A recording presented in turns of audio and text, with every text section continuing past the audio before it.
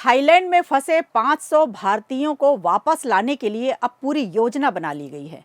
अब क्या है कहा है विदेश मंत्रालय ने, जानेंगे इसे आगे इस वीडियो में। वहीं दूसरी तरफ पीएम मोदी का आज का बिहार दौरा काफी ज्यादा खास रहा। पीएम मोदी ने आरजेडी कांग्रेस के शासनकाल को 5 शब्दों में परिभाषित किया है। क्या है वो शब्द और क्या है इसके पीछे के मायने, जानेंगे इसे भी आगे इस वीडियो में। इसके अलावा भारतमाला प्रोजेक्ट में 32 करोड़ का मुआवजा घोटाला सामने आया है। क्या है इसका पूरा सच, किसने किसानों के नाम पर बनवाए थे कागज, एक नजर इस पर भी। नमस्कार, खबर प्रधान शो देख रहे हैं आप और मैं हूं निवेदिता।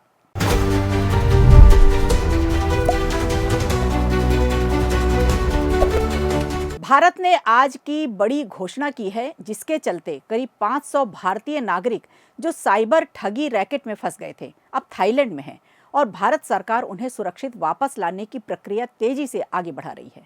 तो आइए पूरे मामले को आसान भाषा में समझते हैं और जानते हैं कि कैसे ये लोग वहां फंसे, किन परिस्थितियों में भागकर थाईलैंड पहुंचे और अब भारत सरकार क्या कदम उठा रही है।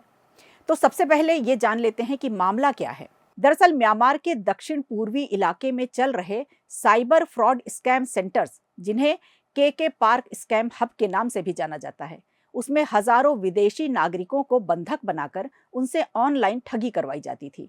इन्हें फर्जी नौकरी, आईटी जॉब और हाई सैलरी के नाम पर बहलाकर थाईलैंड बुलाया जाता और फिर अवैध तरीके से म्यांमार ले जाया जाता था। वहां पहुंचने के बाद चीनी अपराधी गिरोह इन युवाओं से पासपोर्ट छीन लेते, उन्हें कैद कर लेते और ऑनलाइन फ्रॉड, फर्जी निवेश स्कीम्स, क्रिप्टो ठगी और साइबर अपराध करवाते थे। हाल ही में म्यांमार में सेना और विद्रोही गुटों के बीच संघर्ष बढ़ गया। इसी बीच म्यांमार की सेना ने के पार्क सहित कई स्कैम सेंटर्स पर बड़े पैमाने पर छापेमारी की, जिसके बाद अफरा तफरी मच गई और 28 देशों के करीब 1500 से ज्यादा लोग इन कैंपों से भाग निकले। इनमें सबसे ज्यादा संख्या भारतीयों की पाई गई है। करीब 500 भारतीय अपनी जान बचाते हुए थाईलैंड की सीमा पार करके मायसोट शहर पहुंचे, लेकिन चूंकि ये बॉर्डर क्रॉसिंग अवैध थी, इसलिए थाई अधिकारियों ने उन्हें अस्थायी हिरासत में ले लिया। हालांकि उन्हें सुरक्षित शेल्टर्स, भोजन और सुरक्षा मुहैया कराई गई। चलिए अब बात करते हैं भारत सरकार की कार्रवाई की। दरअसल विदेश मंत्रालय ने पुष्टि की है कि थाईलैंड में भारतीय दूतावास स्थानीय अधिकारियों के साथ मिलकर इन सभी भारतीयों की पहचान, नागरिकता सत्यापन और कानूनी प्रक्रिया पूरी कर रहा है। विदेश मंत्रालय के प्रवक्ता रणधीर जायसवाल ने कहा है कि भारत लगातार थाई अधिकारियों के संपर्क में है, जिससे सभी भारतीयों की जल्द से जल्द वापसी सुनिश्चित की जा सके। कानूनी औपचारिकताएं जैसे ही पूरी हो जाएंगी, इन्हें स्पेशल फ्लाइट के जरिए सीधे भारत लाया जाएगा। थाई प्रधानमंत्री अनुतिन चार्नविराकुल ने भी बयान दिया है कि भारत अपना विमान भेजकर अपने नागरिकों को ले जाने की तैयारी कर रहा है। इस मिशन को तेजी देने के लिए थाईलैंड में भारतीय राजदूत नागेश सिंह ने रॉयल थाई पुलिस के इमिग्रेशन ब्यूरो के चीफ से मुलाकात की है। दोनों देशों ने भारतीय नागरिकों की शीघ्र रिहाई और वापसी पर विस्तृत चर्चा की। आपको याद दिला दें कि ये पहली बार नहीं है।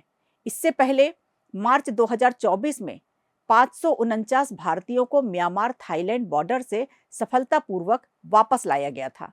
भारत लगातार इस क्षेत्र में फंसे भारतीयों को बचाने के लिए सक्रिय रहा है। पीएम नरेंद्र मोदी ने भी अप्रैल में बैंकॉक में हुए बिम्स्टेक शिखर सम्मेलन के दौरान म्यांमार के सैन्य प्रमुख से इस मुद्दे को उठाया था। दोनों देशों ने मिलकर मानव तस्करी, सीमा पार अपराध और विद्रोही गतिविधियों पर संयुक्त एक्शन की सहमति जताई थी। विदेश मंत्रालय ने युवाओं से अपील की है कि विदेशों में नौकरी के नाम पर किसी भी ऑफर पर आंख बंद करके भरोसा ना करें। एजेंट, कंपनी और जॉब ऑफर की जांच जरूर करें, वरना ऐसी नौकरी जिंदगी बदलने के बजाय बर्बाद कर सकती है।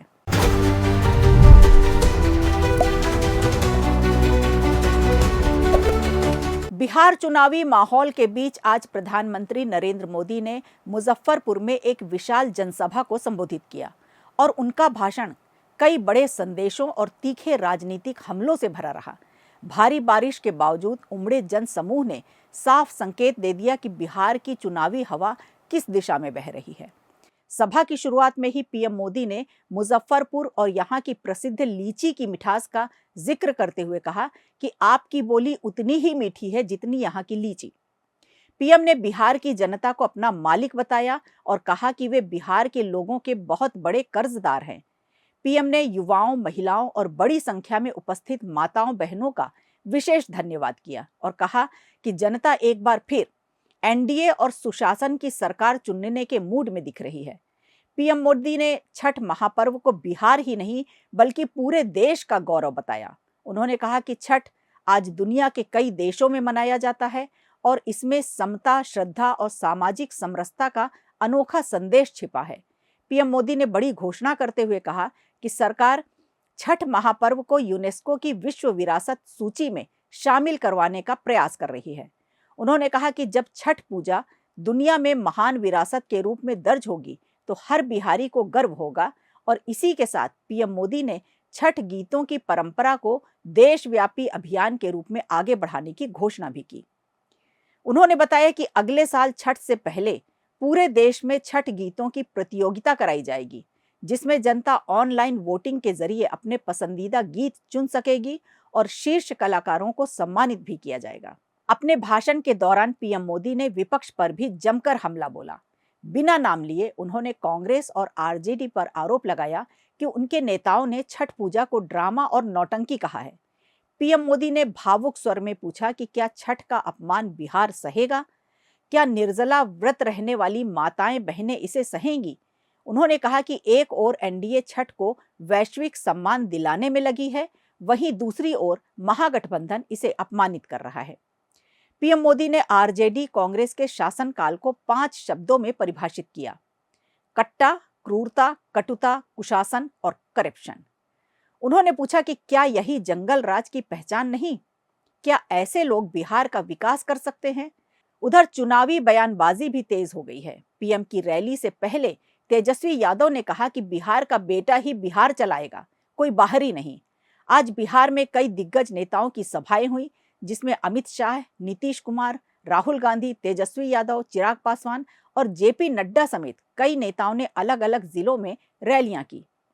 तो कुल मिलाकर बिहार का चुनावी रण अपने चरम पर है और छठ महापर्व भी अब राजनीति के केंद्र में आ गया है। तो अब ये जनता के ऊपर है कि वो किसके मुद्दे को ज्यादा मजबूत मानती है, पीएम मोदी का छठ गौरव अभियान या विपक्ष का बिहारी बनाम बाहरी बयान।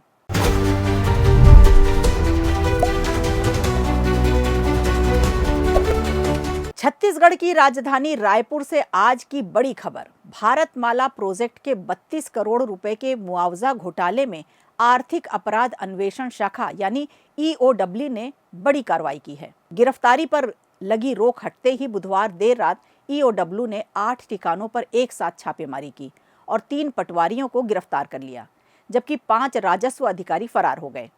गिरफ्तार पटवारी हैं नायक बांधा के दिनेश पटेल, टोकरो के लेखराज देवांगन, भेलवाडीह की बासंती धृत लरहे। इन तीनों को विशेष अदालत में पेश किया गया, जहां से उन्हें रिमांड पर भेज दिया गया है। जांच में सामने आया है कि इन आरोपियों ने साल 2020 से पहले की बैकडेट में फर्जी दस्तावेज तैयार किए, फिर साल 2022 में उन्हें जमा कराकर किसानों के नाम पर फर्जी मुआवजा मंजूर कराया गया। जमीनों को छोटे छोटे टुकड़ों में बांटा गया और नामांतरण कराया गया और एनएचएआई से तय रकम से 2 से 3 गुना ज्यादा मुआवजा वसूला गया। किसानों को डराकर उनसे ब्लैंक चेक और आरटीजीएस फॉर्म पर हस्ताक्षर करवाए गए। फिर आईसीआईसीआई बैंक, महासमुंद में खाते खुलवाकर मुआवजे की रकम निजी संस्थाओं में ट्रांसफर कर दी गई। इस घोटाले का मास्टरमाइंड महासमुंद का प्रॉपर्टी डीलर हरमीत खनूजा बताया जा रहा है, जिसकी पत्नी खुद तहसीलदार है। उसने व्यवसायी विजय जैन, खेमराज कोसले और केदार तिवारी के साथ मिलकर पूरा रैकेट चलाया। चौंकाने वाली बात यह भी सामने आई है कि पहले से अधिग्रहित जमीनों पर भी दोबारा मुआवजा जारी किया गया। पहले डुबान क्षेत्र की जमीनों पर लगभग 2.34 करोड़ रुपए का गलत भुगतान हुआ और जब छापेमारी हुई तब तत्कालीन एसडीएम निर्भय साहू, आरआई रोशन लाल वर्मा, तहसीलदार शशिकांत कुर्रे, नायब तहसीलदार लखेश्वर किरण और पटवारी जितेंद्र साहू फरार हो गए। ईओडब्ल्यू अब इनकी संपत्ति कुर्क करने की तैयारी कर रही है। जांच अब ऊपरी स्तर तक बढ़ाई जा रही है, क्योंकि मुआवजा स्वीकृति की अंतिम अनुमति कलेक्टर देता है। सूत्रों के मुताबिक 4 तत्कालीन कलेक्टर जांच के दायरे में हैं। इससे पहले हरमीत खनूजा और उसके साथियों को गिरफ्तार किया गया।